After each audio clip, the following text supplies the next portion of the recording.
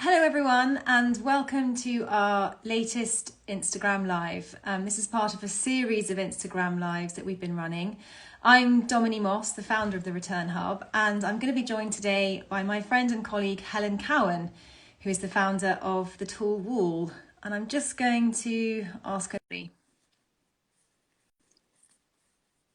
if we just wait a moment. Hello, everyone that's joining. Welcome. Hello, Helen, Dominique. Hi. How are you? I'm very well. How are you doing? Yes, good. So I was just saying to those that are joining us now, this is the latest in our series of Instagram Lives on skills to navigate the workplace. And today we're talking pay rises, how to ask for a pay rise, which can be hugely nerve-wracking and probably quite uncertain ground for many people. But I was really looking forward to having this conversation with you, Helen, because I know you've got lots of great tips and strategies to help people pluck up the courage and ask that killer question. Yeah, it's a gut-wrenching thought, isn't it, for most people to go and ask for a pay rise? And I think that's for two reasons. One is we have been programmed, particularly in this country, to not talk about money. Money is vulgar. We don't speak about it.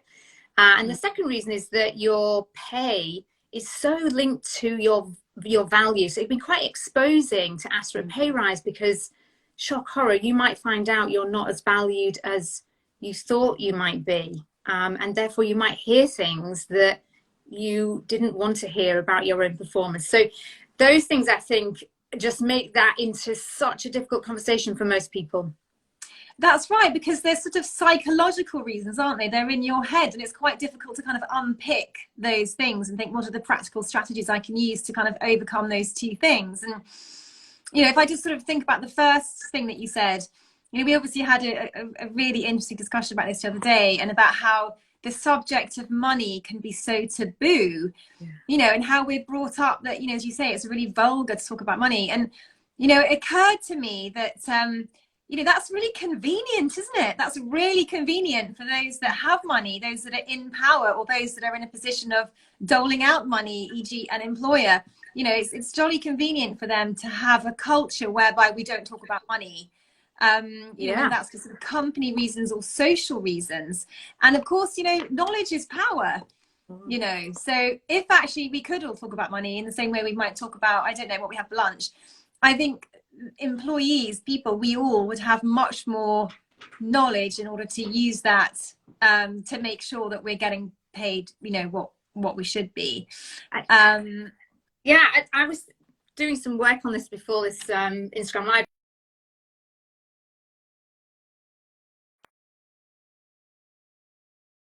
I can look at my neighbour's pay. I can look at my best friend's pay, because in Norway, all the income tax returns are public.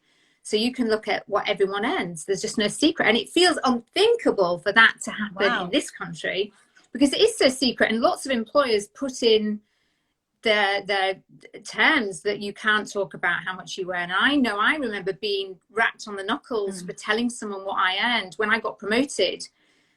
Very early on in my career, I knew someone else was going to get promoted, and they pulled me aside and said, "What did you get?" And I said, "Oh God, I got this." And then they went off into that promotion conversation, and they were told what they were going to get paid, and it was less. And they said, "Well, no, I know Helen's getting X, Y, Z." And then I got a very difficult call from the partner further down the line, he was furious. You know, "You don't go and tell other people what you earn." And I was so naive back then. I didn't really think it would matter. I thought I would all get paid the same, and of course we don't. Yeah, well, that is the truth. So she'd used that knowledge to her power. Yeah, and she got the rise. Good on her. Did she? Yes. Oh yeah. I mean, what were they going to do about it? Yeah. She asked for it. She was bold. There was no good reason for them to have been paying her less, that they could obviously justify why you were getting paid more. I mean, that's what's so interesting, isn't it? It is, knowledge is power. It really is. It's real hard power. But I think, you know, whilst knowledge is power, you know, where else can we go to kind of get that kind of information to know really what is a fair level of pay? And obviously, you know, my background is a headhunter. I would say to everybody, my absolute top tip is understand what the market is paying, understand what your peers are getting paid in your organization or elsewhere. And one of the best sources of information is the headhunter. So I would always recommend, you know, build a good relationship with a good headhunter that you know that covers your market, because they capture so much data as part of their job, as part of their role. Knowing that information and having kind of multiple data points to sort of make judgments on roughly where certain roles at certain levels and different sort of sectors might be, it is a very, very effective way to have a kind of inside knowledge on you know what's going on and what the market will pay. And obviously that's a two-way street, because obviously headhunters love getting information as well as giving it. Yeah. I couldn't agree more. And some of the most successful people I know, they've got no intention of moving in their jobs, but they make friends with a headhunter, and they once a year have a check-in about what's going on in the market, who's moving, who's doing what, who's looking, what are salaries, what are happening to salaries, you know. And that is really good market information, particularly if you've been in an organization for years and years and you're almost institutionalized and you haven't got enough of knowledge of what's going on externally in the market. I think because when you go to ask for a pay rise, you need to put yourself in the shoes of the person you're asking. You know, why would this line manager even consider granting me this request? You can't just go in, well, you could, you might not be very successful, just going and saying, I'd like a pay rise, you know, I want 20 grand more. Actually, you have to build a case and be really clear on why you should be promoted or given a pay rise, sorry. Why should you be given that pay rise? What have you been contributing? What's your value? And set out that case, but also have some benchmarks. You know, this is what I understand the market is paying. Because you need to set out a case. You can't just ask and say, I feel I'm being paid less, or I suspect I'm being paid less. It's probably not good enough. Yeah. And that sort of also brings us on to this sort of other issue of, you know, should you leave your current organization to get a pay rise? You know, is that, I mean, we do see that a lot, is it that people sort of say, well, that's how you make a big jump up, is you leave your organization and you know, and that's how you kind of get to the next level. And I think, you know, we obviously had a good conversation about that as well. And, you know, I sort of feel very sort of mixed about my feelings about that, because I think it can go quite badly wrong. You know, I think it's, you know, it's sort of dangerous territory, isn't it? I think it's much better to have that conversation with your employer, you know, everything else being well with your job and your team and the culture and the environment, much better to have that conversation and ask for that pay rise, rather than, you know, giving the impression that all is well, going and getting a job offer somewhere else and thinking that you can use that as leverage to get a better deal where you are. I think that's something to be incredibly wary of, no matter how tempting it might be, because you might actually think, well, that's actually a lot less frightening or scary or intimidating than going and asking my boss for a pay rise. You know, I can go and get a job somewhere else. That's going to make me feel great. You know? Yeah. But hugely time consuming and annoying for the likes of you, who have worked very hard to try and secure that job for that individual, and really they're using it as leverage. There are multiple bridges that can be burnt along the way, obviously, as you quite rightly say, with the poor headhunter who's been, you know, working with you, but also the company that you might have gone, you know, they will have probably spent hours and hours of their time getting to know you and getting to the point where you actually get a job offer, and then sort of using it as leverage is going to blow up the bridge behind you, no question about that. So I think there are definitely you know, other paths to go down, which, you know, are, as you say, Helen, a lot less time consuming. And you know, and also I think we know that those individuals that have accepted a counter offer from their current employer and you know, got the leverage that they wanted, you know, very often that doesn't work out. And we know that there is you know, a lot of data that shows that those individuals tend to leave that organization anyway within a relatively short time frame. So I think, you know, always best to go to your employer first and you know, think about those strategies that you can use to do that.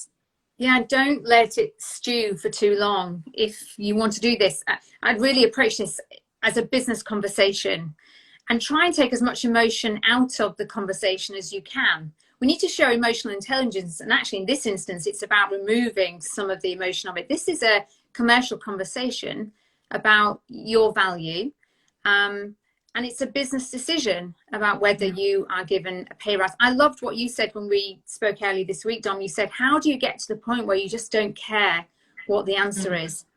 And I think that's really critical, because either way, if they say yes or they say no, I think there's a good potential outcome here. Even if the answer is no, you can still be demonstrating great skills. You are showing your ambition. You are demonstrating good negotiation skills, good influencing, good communication. These can still have a positive impact. And even if the answer is no, and I'd love your thoughts on this, Don, I'd love to hear what you would say to this, but if the answer is no, get a plan B. Yeah, absolutely. Absolutely right. And it's not also necessarily a personal reflection on you if they do say no. I mean, you know, there are some, you know, standing in the shoes of the other person, of the employer, you know, there may be some very good business reasons. You know, we've obviously just come through, or still going through, coming hopefully to the end of the pandemic, but, you know, a lot of businesses have had a bit of a rough ride of it, and they just may not be in a position, if they want to continue running the business sensibly and you know, shoring up their balance sheet, to offer pay rises. And obviously in a big organization, you know, obviously thinking about pay equity and you know, being fair to everyone, that might just be very, very difficult to do.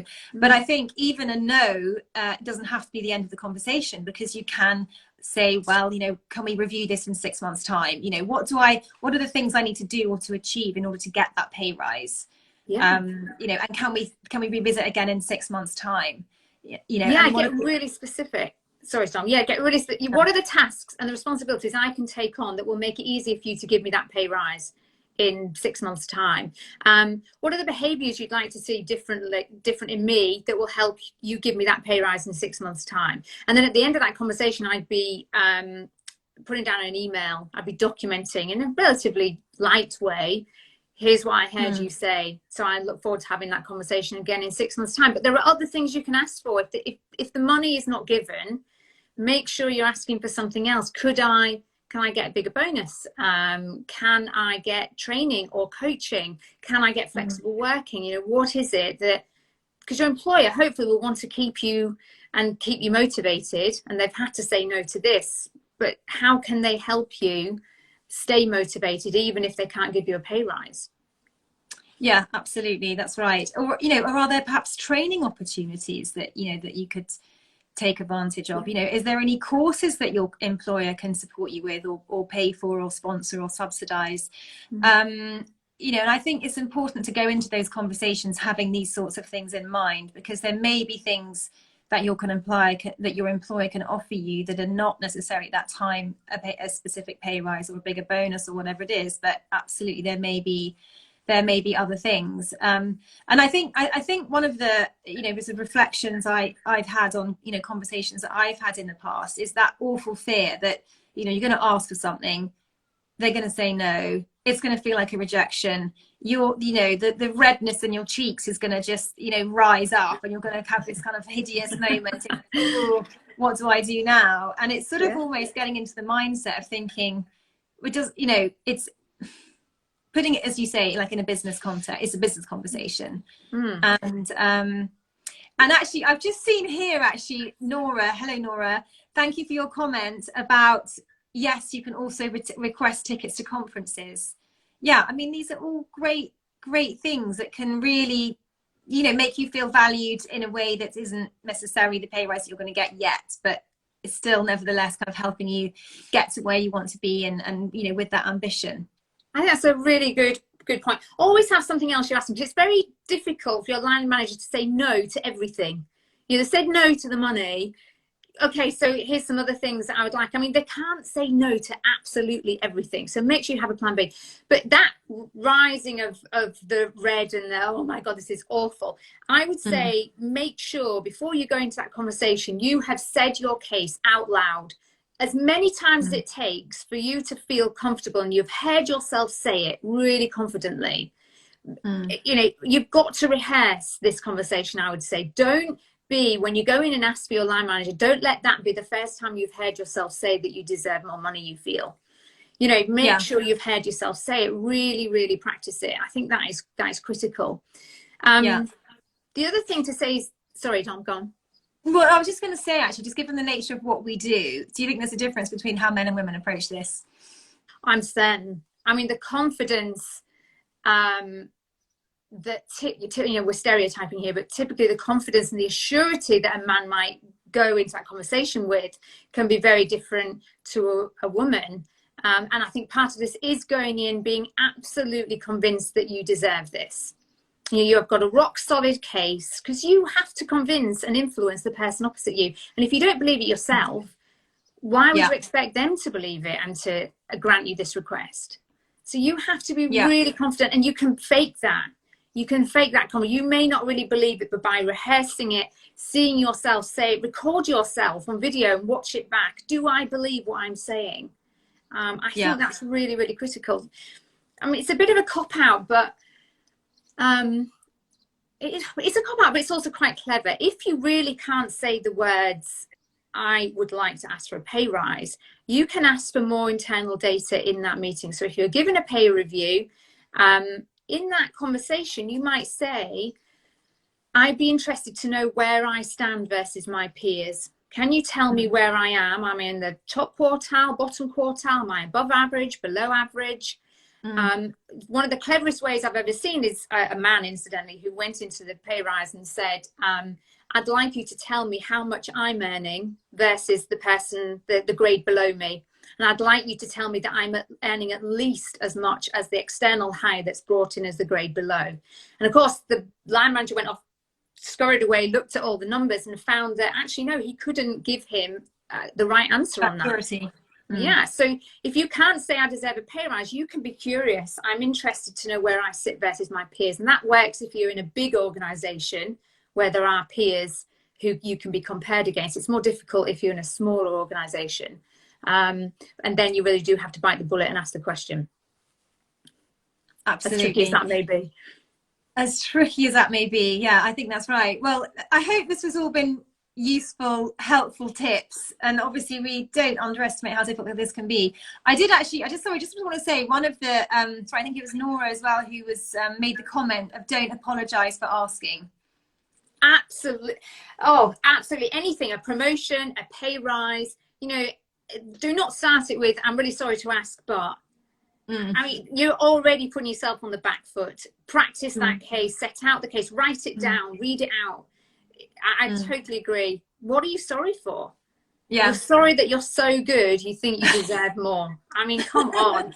and if you're going to leave that job, if some people leave because they don't feel they're earning enough and they don't ask the question, leave without regrets. Leave knowing you did everything you could to get what you needed in that role. Leave with your head held high if indeed you don't get the pay rise, it doesn't work out. Go for it.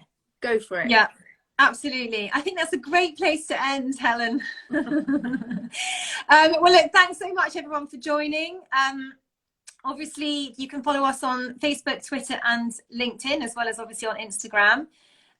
Helen as well. Helen is the founder of The Tool Wall. And Helen, I think you're obviously also on social media as well. You've got some great blogs and resources on your website. So please do visit The Tool Wall as well. And Helen and I will definitely be doing another one of these Instagram lives on skills to navigate the workplace. And if anyone has any ideas on topics they would like us to cover, then please do drop us a note or put it in the comments. This video will be posted on IGTV. Thanks very much for joining. Thanks, Helen. Thanks, Dominique. Bye, everyone.